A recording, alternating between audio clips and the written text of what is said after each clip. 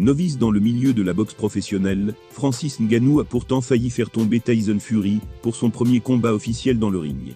À cette occasion, son adversaire lui aurait d'ailleurs glissé quelques mots que le Predator vient de révéler.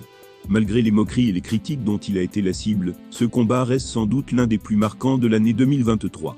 Le choc entre Fury et Ngannou a en effet accouché d'un incroyable scénario. En effet, l'ancien champion UFC est passé tout proche d'un énorme set. Il continue d'ailleurs de se considérer comme le véritable vainqueur de ce duel, au même titre que bon nombre d'observateurs. Déterminé à se venger après cette décision décriée des juges, le colosse camerounais va toutefois devoir attendre. Ainsi, tandis que Fury s'apprête à défier Alexandre Usyk pour unifier les ceintures des poids lourds, lui prendra son mal en patience.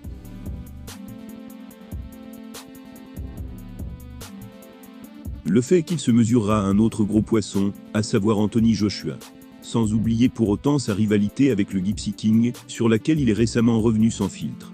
Invité de la MMA Hour, ces dernières heures, Ngannou a été invité à évoquer une potentielle revanche contre Fury. Un projet que les deux hommes partageraient depuis le début selon ses dires. Il a déclaré ceci: « Il y a toujours eu des discussions à ce sujet. Dès le moment où j'ai mis le pied dans le ring, il m'a dit de me tenir prêt pour la revanche. » Malgré leur emploi du temps chargé dans les semaines à venir, le Predator ne perd d'ailleurs pas espoir. Il assure qu'il se retrouvera à nouveau opposé à l'actuel champion WBC. Il a ajouté: « Ça va arriver. Mais comme il y avait le combat entre Fury et Usyk qui était prévu, j'ai saisi l'opportunité d'affronter Joshua dans la même période. Mais au final ça ne change rien, concernant la revanche contre Fury. » Reste maintenant à savoir quand pourrait avoir lieu cette affiche, qui fait plus que jamais saliver ses fans. À ce sujet, Francis leur a apporté des nouvelles plutôt réjouissantes. Voilà ces mots: « On n'a jamais évoqué la possibilité de faire cette revanche, avant qu'il affronte Usyk. Je pense même qu'il y a une petite chance, qu'il y ait une revanche entre Fury et Usyk avant celle entre Fury et moi. Je crois que dans les termes de leur contrat, le délai pour qu'il y ait une revanche est plus court que le nôtre qui est d'1 an. Du coup on a jusqu'à octobre prochain pour recombattre l'un contre l'autre. Quoi qu'il arrive, l'attente devrait donc se révéler courte avant de voir les deux Golgoths croisés à nouveau le faire. » Malgré son combat à venir contre Anthony Joshua, Francis Ngannou rassure tous ceux qui rêvaient avant tout de le voir obtenir sa vengeance face à Fury. Il devrait donc bel et bien refaire face à l'Anglais dans le ring. Et ce, avant octobre 2024.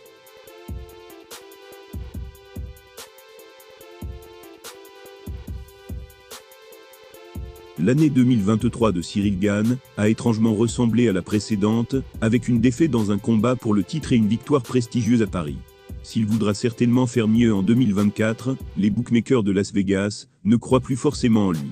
Il y a une tradition dans le monde du MMA.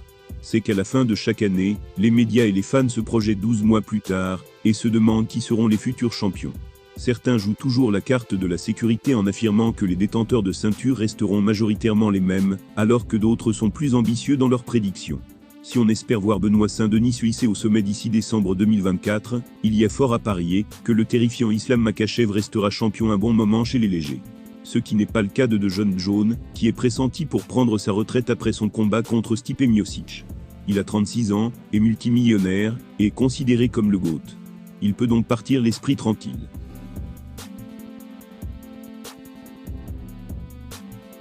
Un changement paraît inéluctable chez les poids lourds. De ce fait, plusieurs sites de paris sportifs ont décidé de mettre au point des cotes pour permettre aux fans de miser sur leur futur champion 2024. Malheureusement pour Cyril Gane, c'est la douche froide, puisqu'il se retrouve en 5e position. Il est derrière des noms moins terrifiants que lui sur le papier. Sans surprise, le jeune champion intérimaire Thomas Pinal est le favori pour terminer l'année prochaine avec la ceinture autour de la taille. Ce qui est surprenant en revanche, c'est de voir un garçon comme Gelton Almeida le suivre de si près. Il est sur une série de 15 victoires certes, mais il n'a pas encore affronté les vrais cadors de l'UFC.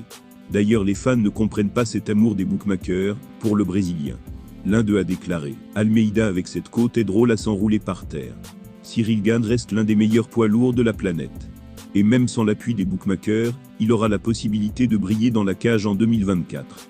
Espérons que cela sera suffisant pour aller chercher une ceinture.